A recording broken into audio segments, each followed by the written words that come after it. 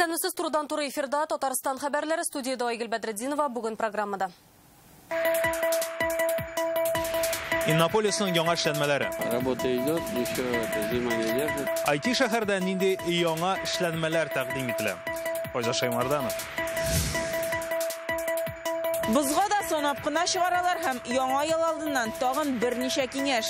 Кирәк бит уларга үзебезнең бабайлар турында, әти-әниләр турында. Санитар-эпидемиологик хәл хакында Гөлназ Сайфетдинова. Суд карары бар, фатиры юк. Ишек шулай инде. Ни өчен Казанда яшәүче физик мөмкинлеге шикле балага закон буенча тиешле фатирын бирмиләр? Хәлгә Рания Абдрахманова ачыклык кертергә тырышты. Күп балалы гаиләләр өчен җир участогы, тик анда йорт салып булмый. Бүгенге көндә көтәбез, качан безгә монда ут керәләр, жул качан була. Казан түрәләре проблеманы ничек хәл итәргә җыена? Фәрүзә Мәҗитова репортажында. Иннополис иктисади зонасында бүгеннән 9 яңа оешма эшли башладылар. IT шәһәргә 43 миллиард сум акча кертергә һәм 250 эш урыны булдырырга уйлый. Әлеге проектларны Рөстәм Миңнеханов хуплады. Президент монда махсус киңәшмә үткәреп, Иннополиста инфраструктур төзелешне тикшерде. Шартлар яхшырган сайын бизнес чәчәк ата. Быел монда һаваны чистартучы җиһаз электромобильчеләр өчен кушымта барлыкка килгән. Барлык яңалыкларны Иннополиста Айзат Шаймарданов күрде.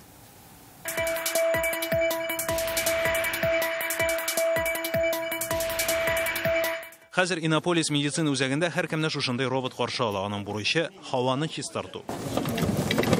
Җиһаз ультрашәмәхән нурлар җибәрә, ул тулысынча автоном рәвештә эшли. Аны Иннополис белгечләре ясаган. Хәзер пандемия вакытында бу иң кирәкле җиһазларның берсе. В отсутствие людей, в то время, когда на ночной режим... Төнге вакытта кешеләр булмаганда робот һаваны чистарта һәм вирусны үтерә. Ул 5 сагать эчендә 2000 квадрат метр мәйданны чистарта ала. Киләсе елда 300 эшләячәкбез. Шуларның 100-е Төркия белән Берләшкән Гарәп Әмирлекләренә китәчәк. Калганы үзебездә кала. Пандемия IT-программаларга ихтыяҗын бермә-бер арттырган. Бүгенге яңалыклар белән Рөстәм Миңнехановны таныштырдылар. Беренчесе чистарту кырылмасы төзелеше. Иннополис өчен 3 кырылма төзелә. Киләсе ел уртасында ачылырга тиеш тагын бер төзелүче объект Лобачевский исемендәге технопарк. Монда 1500 эш урыны булачак. И нам поставили задачу сделать подводного робота. Иннополиста инфраструктура төзелеше дәвам итә. Менә бу тиздән төзелеп бетәчәк җитештерү базасы бинасы. Беренче арендаторы робот техникасы һәм мехатроника буенча технологиялар үзәге. Инде бүген монда торба үткәргечләренә диагностика, пилотсыз җиһаз һәм иң кызыгы машина йөртүгә имтихан бирүне тикшерүче программа эшләнә. IT бизнес өчен Иннополиста шартлар җитәрлек ди Рөстәм Миңнеханов. Президент төзелеш киңәшмәсендә тагын да зуррак максат куйды. Шәһәрдә торак йортлар төзү, сәнәгать һәм логистиканы үстерү. Надо сказать, что работа большая проведена. Город требует развития, поэтому мы договорились более конкретно подготовиться, обсудить. Инфраструктура үзгәрешләр Иннополиска бизнесны җәлеп итә. Бүген махсус икътисад зонага тагын 9 компания килде. Шуларның берсе Казанда йөртүчесез метро поездлары системасын эшләтү. Ставится амбициозная цель. Без зур максат куябыз 2021 ел дәвамында инфраструктураны модернизацияләү, пилотсыз поездларны контрольдә тоту системасын булдыру.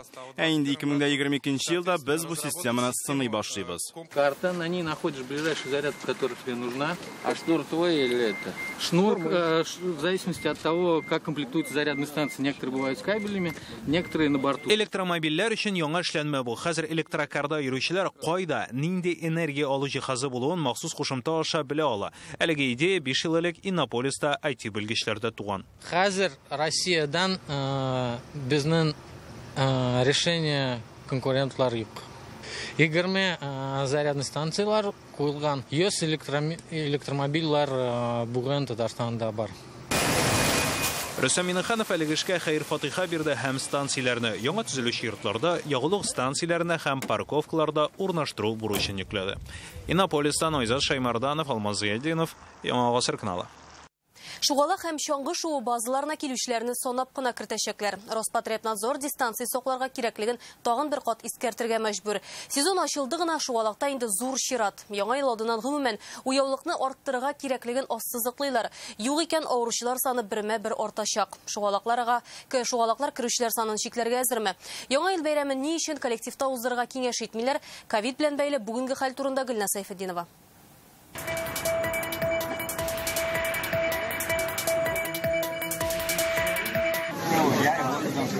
Бу видео хезмәт резервлары стадионында узган ялда төшерелгән ди аның авторлары. Холда иң йөзләгән кеше. Битлекләре я дөрес килмәгән, я бөтенләй юк. Ул социаль челтәр аша таралды. Роспотребнадзор мондый хәлне игътибарсыз калдырмый. Мы выдадим также все предписания этим учреждениям. Шугалак чаңгы базалары булган бөтен оешмаларга хат җибәрәчәкбез. Касса тирәсе, киенү шишене урыннары янында кеше санын чикләргә тиешләр. Алдан электрон язылып килсеннәр, яисә электрон билет бирсеннәр.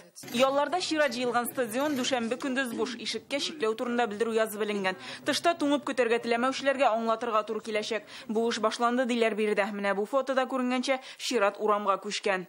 Аларны да аңлап була инде. Анда бит салкын, без аны хәзер партиялап кына кертәбез 25 кеше. Бер юлы күпме кешене кертәсен мәйданга карап хәл итәчәкләр. Бер кешегә 4 квадрат метр исәбеннән. Әгәр бу урында нибары 5 кеше генә булырга тиеш икән, 15 кешене кертергә ярамый. Шикләүләр билет алу, тимер аяк яки чаңгыларны прокатка бирү, кием алыштыру зонасында булачак. Ачык һавада, шугалакта, чаңгы шу урыннарында кеше санамаячаклар билгеле. Роспотребнадзорның җәмәгать туклану оешмаларында да шелтәсе бар. Соклык чаралары тиешенчә үтәлми. 186 объектов было проверено. 86 урынны тикшердек, 13-дә кагыйдә бозу ачыкланды. Аларга карата беркетмәләр языла. Профилактика чараларын кушканча үтәү кирәклеген искәртәм. Тагын өстәмә чикләүләргә барып, яңа ел бәйрәме алдыннан беркемнең дә кайфын бозасыбыз килми. Авдонина корпоративларны эш урынында уздырмаска ди, оешма җитәкчеләренә алардан баш тартырга яки катгый чикләү белән профилактика чараларын төгәл үтәп уздырырга кирәклеген ассызыклый. Бер моментта ниндер шатлык үзенең сотрудникларга бирергә ул бер әйбер. Акачан без біз шушу корпоратив. У бәләкәй генә мөмкинчелек ауру электрге. Моны аны кирәк, нөкләргә кирәкме ул безгә. Сәламәтлек саклау системасы инде яңа ел бәйрәменә өстәмә көч туплый. Хезмәткәрләрнең чыгу графигы төзелә, өстәмә ресурслар карала. Гөлнар Сайфетдинова, Игорь Романов, Яңа Гасыр каналы. Россиядә бер тәүлектә 26338 кешегә коронавирус диагнозы куела. Шуларның 84-е Татарстаннан. 7 кеше хастаханәдә, 77 кеше өйдә дәвалана. Республика буенча иң күп авыручылар Казанга туры килә. Бу хакта оператив штаб хәбәр итте. Ил күләмендә караганда вирус йоктыручылар буенча Мәскәү алда. Монда 6511 кешегә ковид диагнозы куела. Санкт-Петербургта 3691, күрше төбәкләр Ульяновск белән Самара өлкәләрендә 200дән артык, Башкортстанда 138 кеше иярткән. Сакланып йөрергә туры киләчәк. Татарстанда бу атнада кисәк салкынайтачак. Россия гидрометеорология үзәге хәбәр итүенчә, температура декабрьдәге гадәти күрсәткечләрдән 5-10 градуска түбән булачак. Татарстан белән бергә Әстерхан, Волгоград, Саратов, Самара өлкәләре һәм Башкортстанда 15-20 градус салкын булуы көтелә. Инде иртәгә Татарстанда төнлә температура -15 градуска кадәр төшәчәк, көндез -10 градус тирәсе. Юлларда бозлавык саклана. Фатир тиешле дигән исемлеккә кертелгән, тора калып булмый. Казанда яшәүче Лилия Гыйсмәтуллина инде 3нче ел инвалид улы өчен социаль найм аша фатир алырга тырыша. 15 яшьлек Илдарда берничә авыру. Россия сәламәтлек саклау карары нигезендә аның кебек диагнозлы кешеләр уңайлы шартларда яшәргә тиеш. Һич югы үз бүлмәсендә. Әлегә 2 бүлмәле фатирда 2 гаилә яшиләр. Судларга мөрәҗәгать итүдә бүгенгә кадәр нәтиҗәсен бирми. Рания Абдрахманова тулырак. Почему государство? Документы покажи. Не хочет помочь Илдару жить. 3 ел Лилия Гыйсмәтуллина улыма тиешле фатирны ала алмыйм ди. Илдарда сирәк очрый торган авыру Штурге-Вебер синдромы. Баш миенең уң ярымшарында операция ясап булмаслык зур шеш. Астма, эпилепсия кебек ширләре дә бар. Россия сәламәтлек саклау министрлыгы карарында аңа аерым бүлмә тиеш диелгән. Шуны сорап, әни кеше нинди генә оешманың ишеген шакымый. Документларны җыеп, исполкомга барып, администрацияга документларын биреп, безгә отказ биргәннәр. Шул отказны алып, беренче мәртәбә менә судка бардык. Вахитовский судта без җиңдек администрацияне. Ягъни Илдарны фатир тиешлеләр исемлегенә исәпкә куялар. Әмма фатир бирелми. Казан шәһәре башкарма комитеты Илдар Гыйсмәтуллин фатирга мохтаҗ түгел, гаиләнең кереме җитәрлек дип аңлата. Башкарма комитет социаль найм буенча торакны бары тик аз керемле гаиләләргә генә бирә ала. Лилия Гыйсмәтуллина гаиләсен аз керемле танырлык бернинди мәгълүмат тапшырмады. Моннан тыш аз керемле булмаган, әмма хроник авырулы кешеләргә фатир бирү өчен безнең өстәмә вәкаләт булырга тиеш. Әлегә андый вәкаләтебез юк. Вот это наш общий коридор.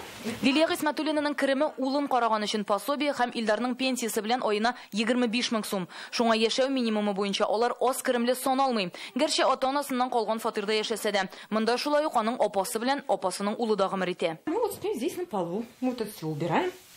Потому что, у нас другой возможности нет. Гыйсматуллиннар 2 бүлмәле фатирда яшәсә дә, 2 айрым гаилә өчен ул чыннан да кечерәк. Менә аларның аш бүлмәләре, монысы ванна бүлмәсе, монысы бәдрәф. Әнисенең сүзенә караганда, Илдарга бу ишектән керүдә авыррак. Гаилә ярдәм сорап Мәскәүгә кадәр барып җитә. Аннан эшкә прокуратура кушыла. Результатом проведенного мероприятия было установлено.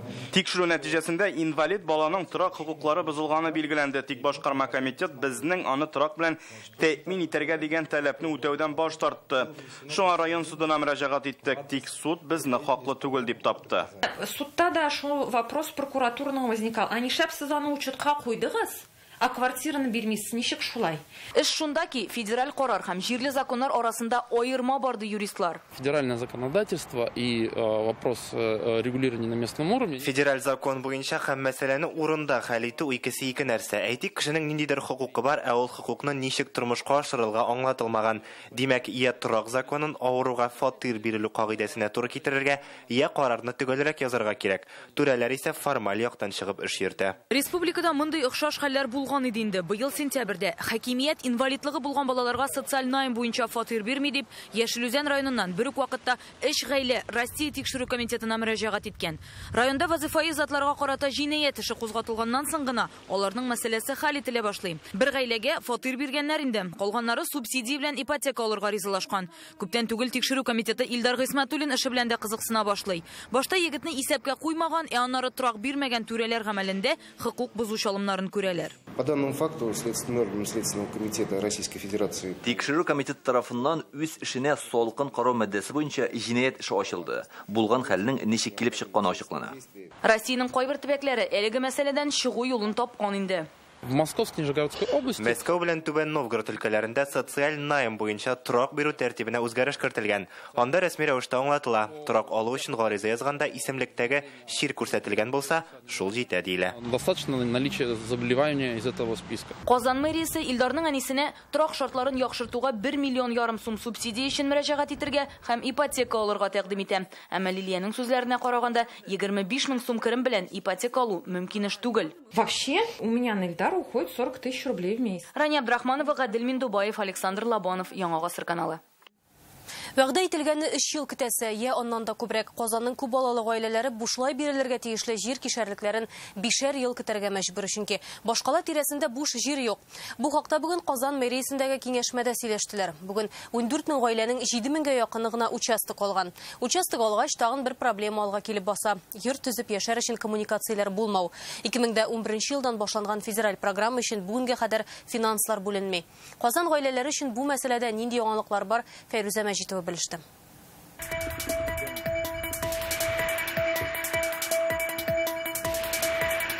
Биектау районының Яшкиш авылы янында 1000-гә якын Казанның күп балалы гаиләсе җир кишәрлекләре алган. 1 елга якын вакыт үтә, ләкин әле бу урында беркем дә йорт сала башламаган. Бүгенге көндә без монда и төзергә мөмкин. И мунчалар, иләр, әйбәт матур иләр белән мунчаларны төзергә.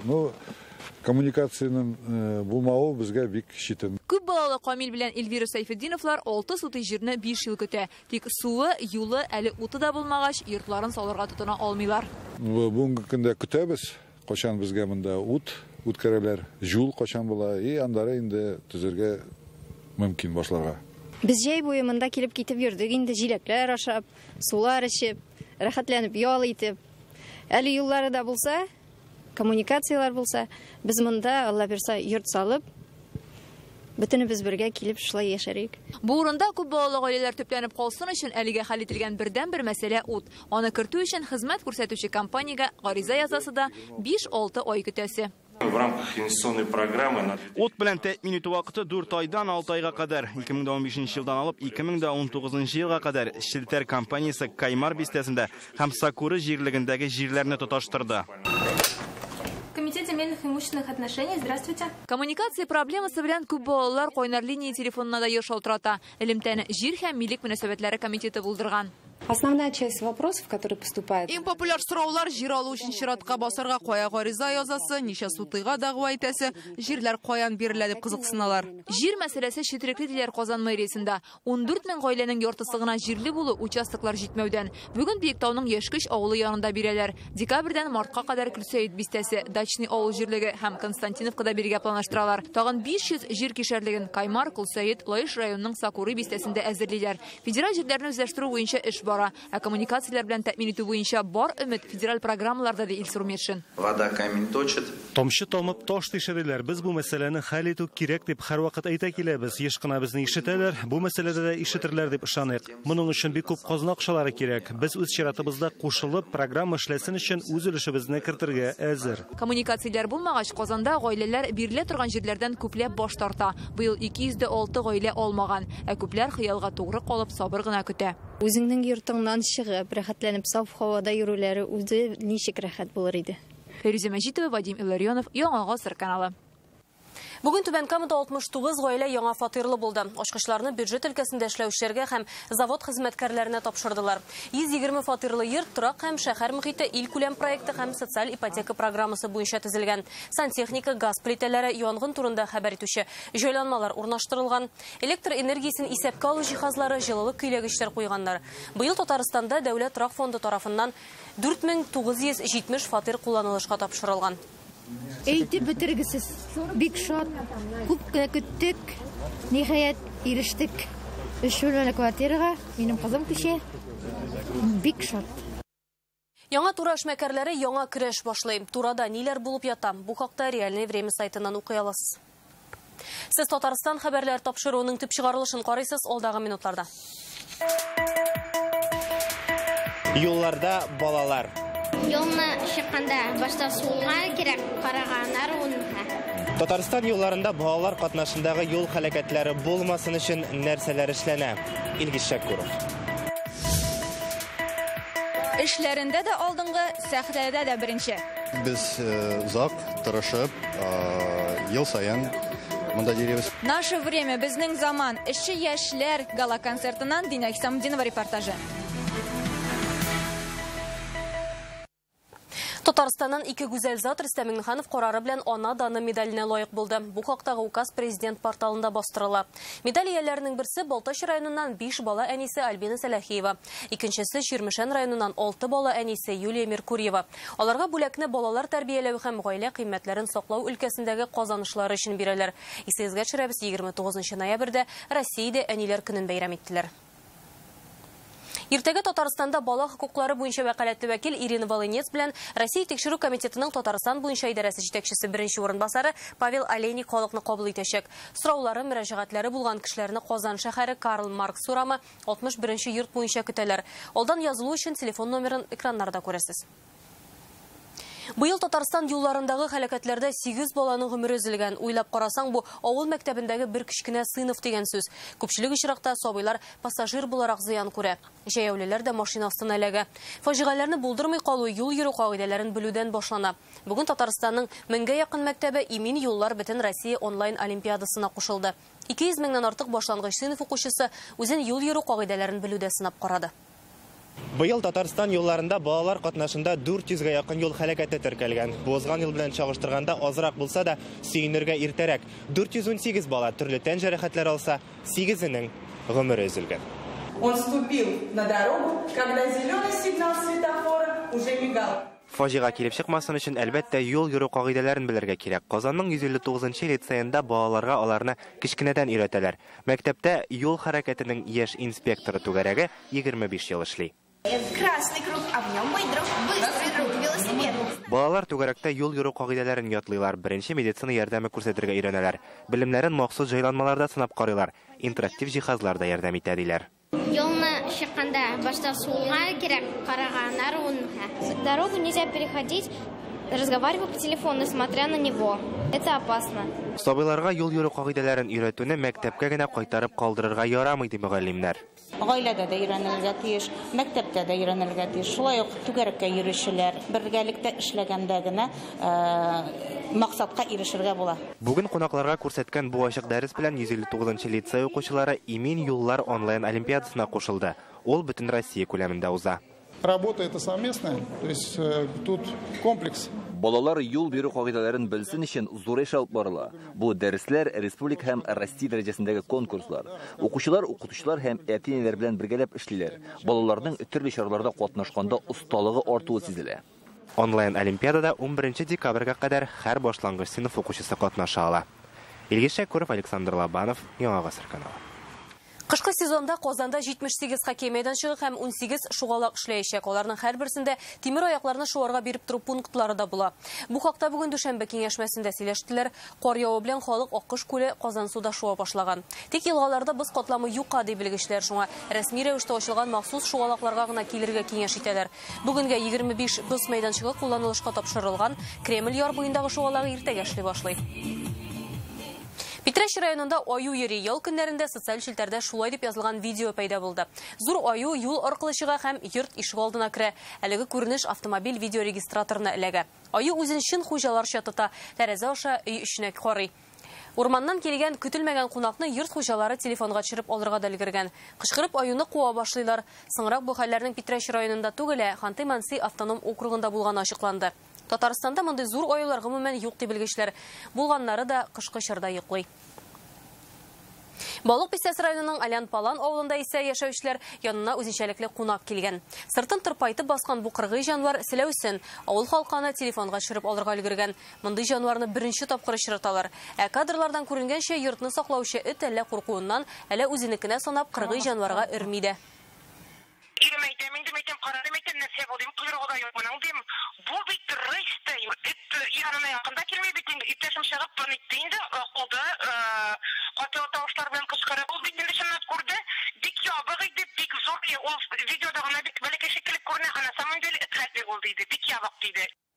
Татарстанның биоресурслар буенча дәүләт комитетында хәбәр итүләренчә, хәзер республикада 40-50ләп селәүсен бар. Алар нигездә Балык Бистәсе, Сабат, Ләче районнарында яши һәм кешегә бик сирәк күренә. То, что он заходит в населенные пункты, Селәүсеннең торак пунктларга керүе сирәк була торган хәл. Чөнки әлеге җанвар яшерен, нигездә төнге вакытта йөри. Тик ул зур араларны узганда, бер урманнан икенчесенә күчкәндә, юлны кыскарту өчен торак пунктлар янәшәсеннән дә үтәргә мөмкин. Сократить путь и по окраине какого-то населенного пункта пройти. Эшче яшьләр пирамида концертлар залын гөрләтә. Бүген Казанда безнең Заман телевизион фестиваленең гала концертын үткәрделәр. Ул Татарстан президенты Рөстәм Миңнеханов ярдәме белән быел 8нче тапкыр оештырыла. Бу чараны әлеге минутларда хезмәттәшем Динә Хисаметдинова да күзәтә. Динә, катнашучылар нинди номинацияләрдә көч сынаша? Җиңүчеләр билгелеме инде? Айгөл, кабаттан сине сәламләргә бик шатмын. Быел фестиваль гөрләп узды. Аңа инде 181 гариза кабул ителгән иде. Әйтергә кирәк, берничә номинациядә көч сынашалар. Ул да булса җыр, хореография һәм нәфис сүз остасы. 2013 елдан бирле әлеге фестиваль Татарстан президенты ярдәме белән оештырылып килә. Һәм инде бүген дә Рөстәм Миңнеханов сәхнәдән катнашучыларны үзе сәламләде. Әйдәгез әлеге мизгелләрне карап үтик. 155 предприятий и организаций нашей республики принимают участие в этом фестивале. Вот найти такую форму, как вовлечь в этот процесс творческий рабочую молодежь, это, наверное, было бы невозможно, если бы не было проекта «Созвездие Йылдызы». Әйтергә кирәк, Татарстан яшьләр эшләре министры Дамир Фаттахов та әлеге фестивальның мөһимлеген ассыклап үтте. Әйдәгез аның да фикерен карап үтик. Наше время, безнең Заман фестивале эшләүче яшьләргә талантларын ачарга мөмкинлек бирә. Актив яшьләр үзләренең эшләгән эшмәләрендә лидерлар булалар. Шулай ук бу безнең өчен патриотик тәрбиядә. Безнең заман фестивальнең бүләкләү тантанасы берничә минут элек кенә тамамланды. Инде әйтергә кирәк, җиңүчеләргә дипломнар һәм инде әлбәттә акчалата премиялар тапшырылды. Быел фестивальнең яңалыгы булып торган безнең заман каһарманы исеменә Нижнекамск нефтехим оешмасы лаек булды. Инде менә фестивальнең төп бүләге Гран-при кубогына юл хәрәкәте иминлеге оешмасы лаек булды. Җиңүчеләрне без әлбәттә котлыйбыз. Безнең заман фестиваленнән шундый яңалыклар иде. Айгөл, сүз сиңа. Рәхмәт, Динә, безнең белән турыдан-туры элемтәдә хәбәрчебез Динә Хисаметдинова иде.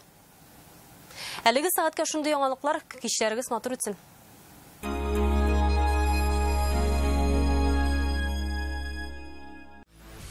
Новый офис обслуживания потребителей ООО «Сетевая компания Победа». Наша основная задача – это присоединение объекта потребителя к электрическим сетям. Свет начинается с заявки на победу.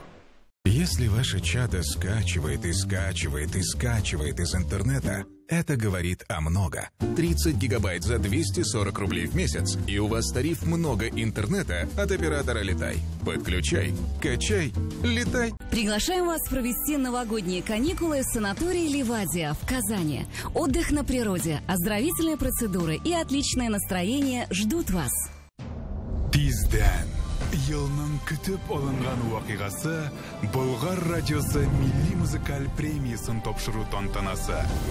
Грандиоз музыкаль чарадан син дә читтә калма.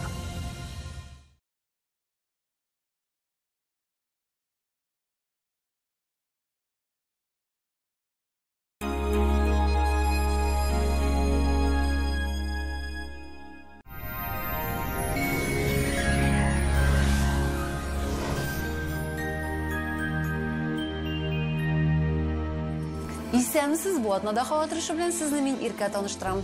Сүзне Ганәшнең мәгълүматыннан башлыйбыз. Данил Мастер белән берлектә барлык нечкәлекләрне исәпкә алып, җиренә җиткереп эшләнгән уникаль аш бүлмәсе ясагыз. Кухняның үҗде проекты китереп бирү һәм урнаштыру бүләккә Казан Восстание урамы 23-нче йорт. Телефон номеры 260-766. Данил Мастерга һәр клиент кадерле. Яндекс погода мәгълүматы буенча көньяк көнчыгышта Бөгелмә Баулы Азнакайда сүрән көн 9 градус салкын. Төньяк көнчыгыштан Түбән Кама Яршалы Алабугадан аязучан болытлы һава 7 градус. Төньяктан Актаныш Әгерҗе Менделеевскида болытлы 6 градус салкын. Төньяк көнбатыштан Орша Кукмара Балтачта явым-төшемсез 8 градуска кадәр суыта. Көньяк көнбатышта Болгар буай Чүпрәледә аязучан болытлы һава 9 градус. Чистая Нурлатмада Ширмешәндә аязучан болытлы һава явым-төшемнәр көтелми 7 градуска кадәр суыта. Төнлә республикабызда 12 градуска кадәр суыта. Юлларда бозлауык сак булыгыз. Доктор Осфидра шелтәрнең медицина үзәге сезгә операциясыз һәм авыртусыз умыртка баганасы һәм буыннар белән булган проблеманы хәл итүдә ярдәм итә. 12 ел дәвамында Россиянең 10 шәһәрендә клиника табиблары ярдәмендә 39 меңгә якын кеше операция ясамыйча ярдәм ителгән. Яхшы протест читтә торсын. Доктор Ост медицина үзәгенә нигез салучы Оксана Кузина сүзләре. Үз пациентларыбызга без катлаулы хирургиялар аша дәвалануны киңәш итмибез. Авыртуны бетереп, какшаган буынны артрозның соңгы стадиясендә некроз вакытында да торгызырга мөмкин. Операция һәм протез урынына бары тик бер укол. Хәзер үк доктор Ост медицина үзәгенә ярты бәясенә кабул итүгә языл. Мәркәзебез Казанда аязучан болытлы һава көндез 6-8 градус салкын, җил төньяктан уртача тизлектә. Атмосфера басымы төркемеш баганасының 771 мм тәшкил итә. Һаваның чагыштырмача дымлылыгы 87%. Җирнең магнит кырым тыныч. Һава торыш турында әлегә менә шулар иде. Безнең каналда калыгыз.